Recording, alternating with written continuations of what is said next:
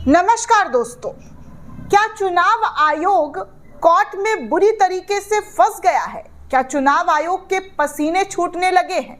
क्या चुनाव आयोग डेटा देने में आनाकानी कर रहा है?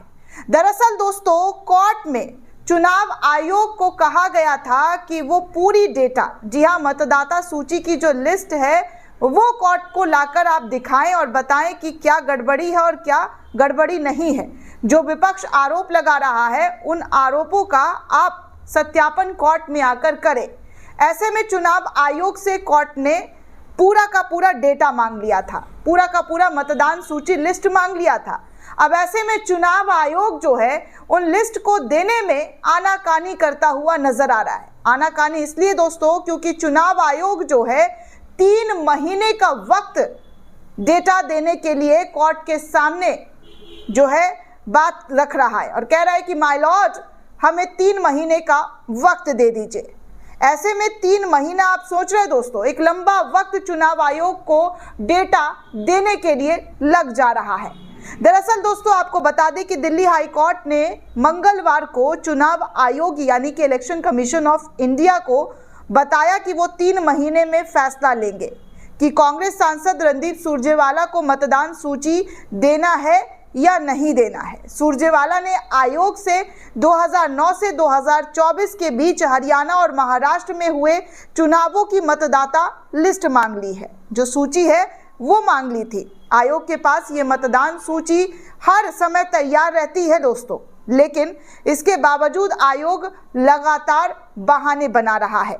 हरियाणा और महाराष्ट्र की मतदाता सूचियों में गड़बड़ी की काफी शिकायत चुनाव के दौरान भी आई थी, लेकिन आयोग ने उन पर कोई ध्यान नहीं दिया। सत्य हिंदी की आर्टिकल तो कुछ यही कह रही है। हाई कोर्ट में जस्टिस ज्योति सिंह ने इलेक्शन कमीशन ऑफ इंडिया के वकील की दलील को रिकॉर्ड किया है, जिसमें वकील ने कहा है चूंकि ये मामला 2009 से संबंधित है इसलिए फौरन फैसला संभव नहीं होगा। उन्होंने 3 महीने का वक्त मांग लिया है, यानी कि चुनाव आयोग के वकील जो हैं वो 3 महीने का वक्त कोर्ट से मांगते हुए नजर आ रहे हैं। अदालत ने दोस्तों आगे ये कहा कि इलेक्शन कमीशन ऑफ इंडिया ने रिकॉर्ड पर अपना रुख स्पष्ट कर दिया है कि 29 दिसंबर 2024 के ज्ञापन जल्द निर्णय लिया जाएगा और आज से 3 महीने अधिक समय नहीं लिया जाएगा। इसलिए इस रिट याचिका को निपटारा मामले की तथ्यात्मक विवेचना में जो है जाए बिना किया जा सकता है। कांग्रेस नेता गुरदीप सप्पल ने इस घटनाक्रम पर टिप्पणी करते हुए कहा, फाइनल कॉपी पेस्ट करने के लिए 3 महीने का वक्त चुनाव आयोग के जरिए मांगा जा रहा है। चुनाव आयोग ने हाईकोर्ट को कहा है कि कांग्रेस को वोटर लिस्ट का डेटा देने का फैसला वो 3 महीने बाद करेगा। करीब 3 महीने पहले कांग्रेस का, जी हाँ, कांग्रेस ने जो है 2009 से अब तक हरियाणा और महाराष्ट्र की वोटर लिस्ट का डेटा चुनाव आयोग से मांगा था। सप्पल ने कहा कि जब सभी वोटर लिस्ट का डेटा चुनाव आयोग के सर्वर पर है, उसमें कोई बदलाव करना नहीं, कोई विश्लेषण करना नहीं। इनके प्रिंट आयोग पार्टी और उम्मीदवारों के चुनावों में दे चुका है। कुछ डेटा फाइल को कॉपी और पेस्ट करके देना है। इसमें लॉजिस्टिक, जी हाँ, इसमें लॉजिस्टिक चुनौती क्या है जो 3 महीने का वक्त चुनाव आयोग के जरिए मांगा जा रहा है?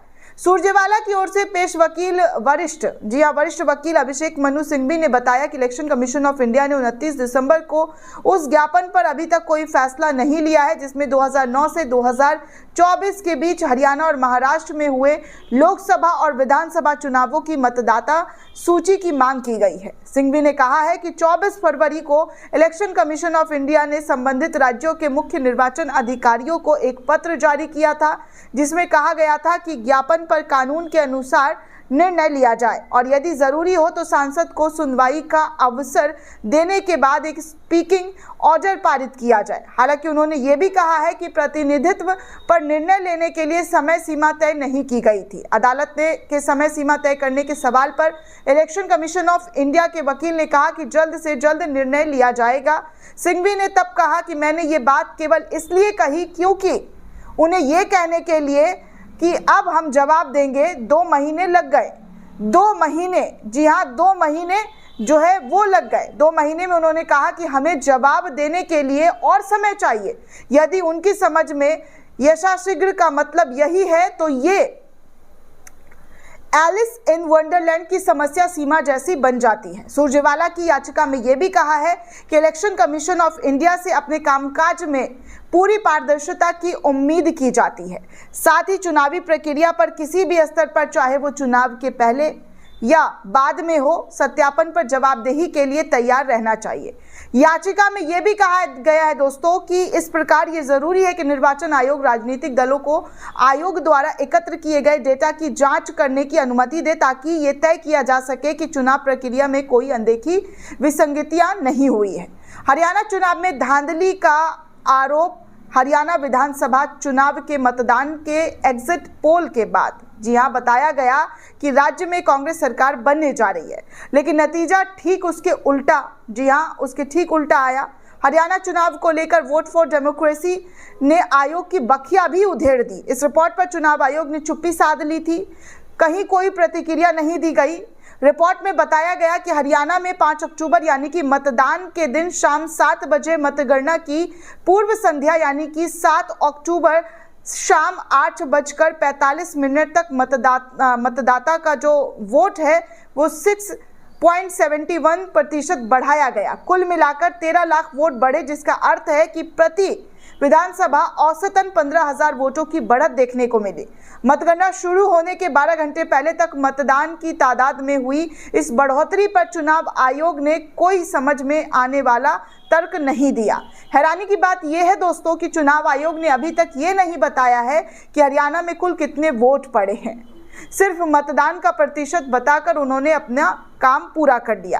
रिपोर्ट बताती है कि हरियाणा के पंचकुला और चरखी दादरी सहित कई जिलों में कुल वोटों की संख्या 10% से अधिक बढ़ोतरी देखी गई, जहां पर बीजेपी के करीबी मुकाबले में फंसी थी। इस इलाके में बीजेपी को आश्चर्यजनक रूप से फायदा भी पहुंचा, वो मामूली अंतर से जीतने में समक्ष रही।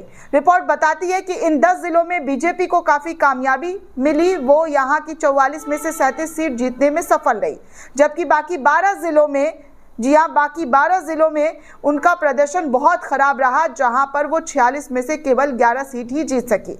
हैरानी की बात यह है कि एक जिले में मतदान का अंतिम डेटा, जी हाँ, अंतिम आंकड़ा घटा भी। वह जिला मेवात है, जहां अल्पसंख्यक आबादी काफी ज्यादा है। बीएफडी की रिपोर्ट बताती है कि 2019 लोकसभा चुनाव में भी कुछ इसी तरीके से अस्पष्टता देखने को मिला, जिसका नतीजा बीजेपी के हक में गया। आंकड़ों के हेरफेर की निरंतरता चुनाव आयोग और निष्पक्षता और स्वतंत्र चुनाव कराने की उसकी क्षमता पर संदेह पैदा करती है। इसको लेकर अब बुरी तरीके से चुनाव आयोग कोर्ट के अंदर घिर गया है, जिसको लेकर डेटा तो उनसे मांगा गया है, लेकिन बार बार समय चुनाव आयोग के जरिए मांगने की प्रक्रिया जो है कोर्ट रूम में शुरू हो गई है, जिसको लेकर कांग्रेस ने कई गंभीर आरोप लगा दिए हैं। दोस्तों, इस पूरे रिपोर्ट को लेकर आप क्या सोचते हैं, आपकी क्या प्रतिक्रिया है, हमें कमेंट करके जरूर बताइएगा। साथ ही साथ चैनल को ज़्यादा से ज़्यादा लाइक, शेयर और सब्सक्राइब करना बिल्कुल भी ना भूलें। धन्यवाद दोस्तों।